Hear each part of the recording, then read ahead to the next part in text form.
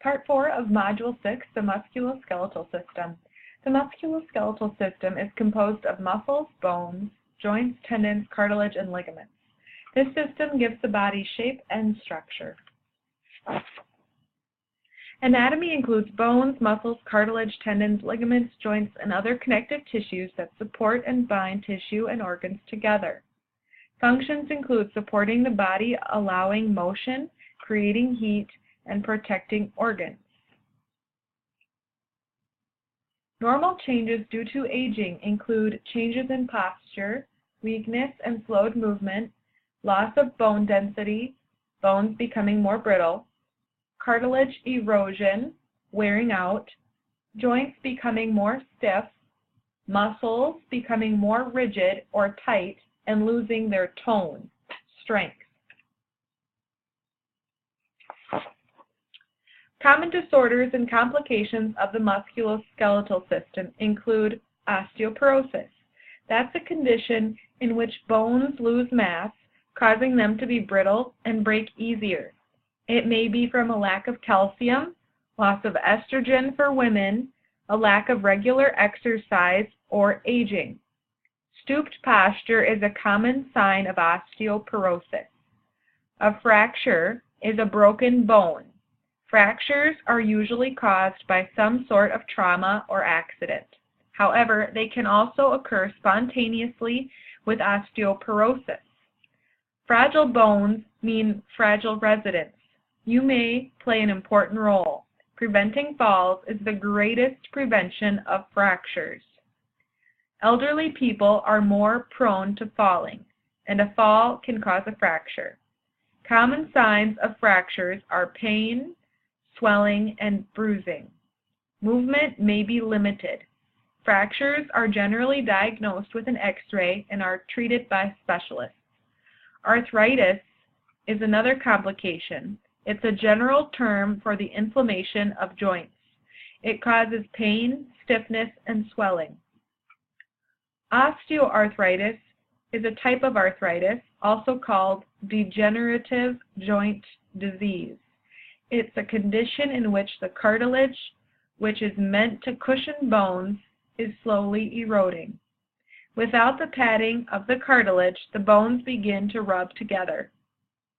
Rheumatoid arthritis is a form of arthritis that may become crippling. It is an autoimmune inflammatory disease that occurs when the body's immune system attacks normal tissues in the body. It usually affects smaller joints first, and it may be hereditary. Fever, fatigue, and weight loss are symptoms of RA, rheumatoid arthritis. Heat application helps with the pain and lessens the inflammation. Joint replacement may be an option for severe pain or deformity from arthritis. Atrophy is muscle that has wasted away from neglect or underuse. Muscular dystrophy is a disorder that is inherited and progresses, causing gradual wasting, weakness, and deformity of muscle. This information will impact the way you deliver care. Find out by checking the care plan for instructions on how to transfer, ambulate, and other mobility needs for the resident. One other complication you may encounter is an amputation. Amputation refers to a limb that was surgically removed, such as hand, foot, leg, or arm. Amputations are necessary due to disease, traumatic accidents, cancer, or circulatory problems. A prosthesis may be used to improve function and/or appearance. The stump is the intact endpoint of the limb. Monitor stumps for their color and temperature. Report any cold, hot, pale, or dark skin. The stump should be normal body temperature and pink. Bathe the stump as you would the rest of the body. Be gentle when cleaning areas that are sensitive. Phantom limb pain occurs for people that are amputees. When that person feels pain in a limb that has been amputated off. The cause is from remaining nerve endings that are damaged. The person is actually experiencing true pain. It is real. Do not ignore their complaints. Make sure to tell the nurse.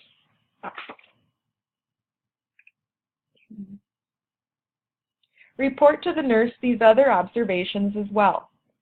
Increased pain, stiffening, swelling, or redness in any part of the body. Changes in mobility or the ability to perform ADLs as usual. Phantom limb pain. Stay with the resident if a fall occurs and remember to call for help right away. Report non-compliance by residents or others. If they put themselves at risk for falls, this is something we need to make sure the nurse and staff are aware of. Interventions to help residents with musculoskeletal barriers include checking the care plan and following all doctor orders, using gait belts, and erring on the side of precaution whenever in doubt. Fall prevention is paramount for everyone. Answering call lights promptly may prevent a fall. How many minutes do you think it takes to answer a call light? Encourage residents to attend activities and exercise, as well as encouraging rest in between activities. Perform range of motion for residents as directed to keep their muscles and bones strong. Allow and promote independence. Be a support to the resident and interdisciplinary team. Work together with a staff and resident to offer personal care to fit each resident. Here are pictures of equipment that may be used to help residents move. The four-wheeled walker is becoming more popular today. It provides support for the skeleton to stand or rest. The brakes are on the handles. The brakes should always be locked if a resident chooses to sit down on the seat or put weight on it. The front-wheeled walker has two wheels. This walker is a traditional style. It is easy to transport. It folds up. The resident must walk behind the walker and push it forward.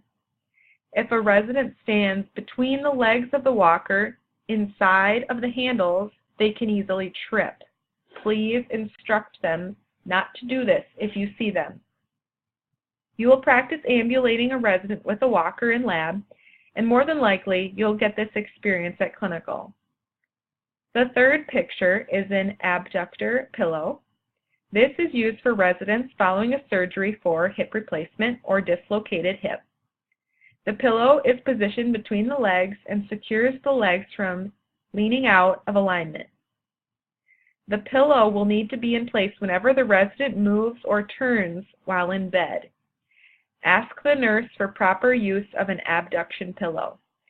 There is more content on adaptive devices for positioning in your textbooks.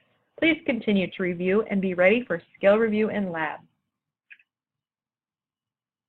This slide is about cast care. We want you to be aware of the average time frame. Fractures can take 4 to 8 weeks to heal, even longer in elderly people. The extremity may need to be elevated to help with circulation. Follow orders on moving and repositioning. Assist with use of canes, walkers, or crutches, as residents may not be used to handling these devices. Keep their cast dry. Bathing may need to be modified. Doctors often do not allow any tub baths, whirlpools, or maybe even showers for the first week or two. Do not pull or put weight on casts. Those are non-weight-bearing extremities. This concludes the presentation for the musculoskeletal system. Please ask your instructor if you have any questions. Thank you.